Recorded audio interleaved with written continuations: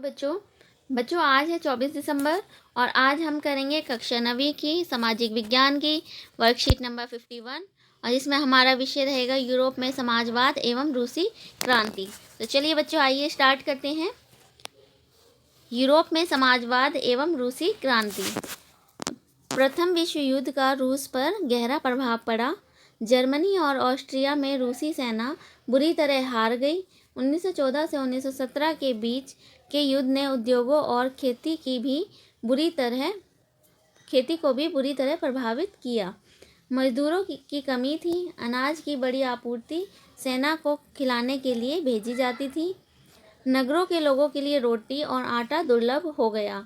सैनिक युद्ध नहीं लड़ना चाहते थे और क्रांतिकारियों का समर्थन करने लगे।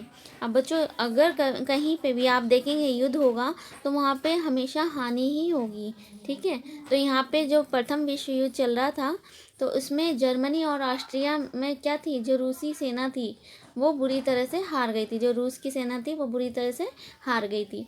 और जो प्रथम विश्व युद्ध है हमारा 1914 से लेकर 1918 तक चला था। तो जो 1914 से 1917 के बीच का जो समय था उसमें क्या हुआ था कि उद्योगों और खेती पर भी बहुत बुरा असर पड़ा था। और उसमें क्या हुआ, मजदूरों की कमी आ गई थी क्योंकि सरकार ने सेना में भर्ती कर लिया था सभी लोगों को, इसलिए मजदूरों की भी कमी आ गई थी। इससे क्या हुआ कि अनाज की आपूर्ति नहीं हो पा रही थी, ठीक है। जो भी अनाज मिलता था वो सेना के लिए भेज दिया जाता था। तो वहाँ पे जो नगर के लोग रहते थे तो उन्हें रोटी भी मिलनी बहुत दुर्लभ हो गई थी इस कारण से। तो वहाँ पे बहुत बुरा प्रभाव पड़ा था उस समय रूस पर। तो वो सैनिक जो थे वो युद्ध लड़ना भी नहीं चाहते थे, इसीलिए उन्होंने क्रांतिकारियों का समर्थन किया था, ठीक है। इसके बाद में हम देखते हैं रूस में समाजवाद। रूस में समाजवाद कैसे आया, देखिए। 1871 में फ्रांस के पेरिस नगर परिषद, जिसे हम कम्यून कहते हैं, पर कामगारों, मजदूरों, पेशेवरों, आम लोगों और राजनीतिक कार्यकर्ताओं आदि ने जबरन जन सरकार के रूप में कब्जा कर लिया। इसके बाद में हम क्या देखते हैं कि इस घटना ने दुनिया भर के समाजवादियों को समाजवादी सरकार बनाने के लिए प्रेरणा दी। यहीं से मजदूरों का लाल झंडा, कम्युनिस्टों का झंडा स्वीकार कर लिया गया। जो ये घटना हुई थी कि जो समाजवादी थे उन्होंने समाजवादी सरकार बनाने के लिए प्रेरणा दी थी और यहीं से क्या हुआ था, मजदूरों का जो लाल झंडा था उसने किसका रूप ले लिया, कम्युनिस्टों का झंडा स्वीकार कर लिया, ठीक है।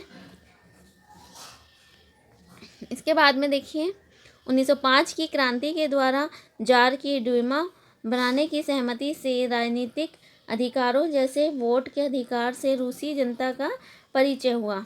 अब यहाँ पे क्या हुआ था, 1905 की जो क्रांति थी उसके बाद में जो जार में ड्यूमा थी, ड्यूमा बोलते संसद को, है ना, जार की जो ड्यूमा थी, संसद थी, उसे बनाने की सहमति से क्या हुआ कि वहाँ के राजनीतिक जो अधिकार थे वो, जैसे कि वोट देने का अधिकार, वहाँ से उस अधिकार से रूसी जनता का परिचय हुआ, वो इसके बारे में जान पाई। इसके बाद में हम देखते हैं कि जापान से पराजय, सेना में अराजकता और भ्रष्ट प्रशासन के कारण आम जन में भारी असंतोष की भावना थी। क्योंकि जापान से पराजय मिल गई थी, सेना में अराजकता आ गई थी, वहाँ पे कोई शासक नहीं रह गया था और भ्रष्ट प्रशासन के कारण क्या हुआ था, वहाँ के जो आम लोग थे उनमें असंतोष की भावना उभर पड़ी थी, ठीक है।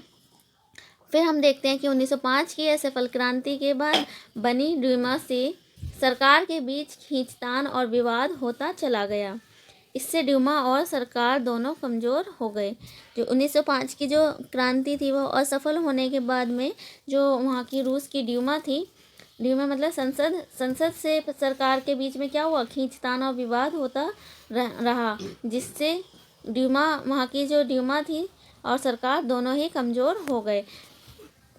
वहाँ पे फिर उस समय नेतृत्व करने वाला कोई नहीं रह गया था।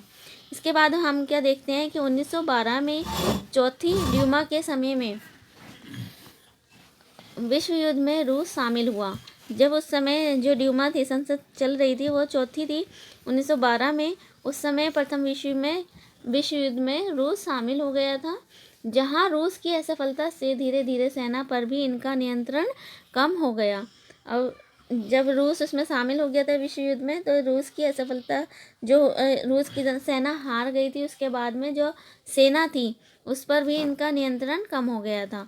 उसके बाद में हम देखते हैं कि मार्च 1917 में पेट्रोग्राड में भूखी बदहाल जनता अनियंत्रित हो लूटमार करने लगी, क्योंकि वहाँ की जो जनता थी उन्हें खाने के लिए रोटी भी नसीब नहीं हो रही थी, इसलिए जो वो भूख की वजह से बदहाल होकर के वह लूटमार करने लग गई थी।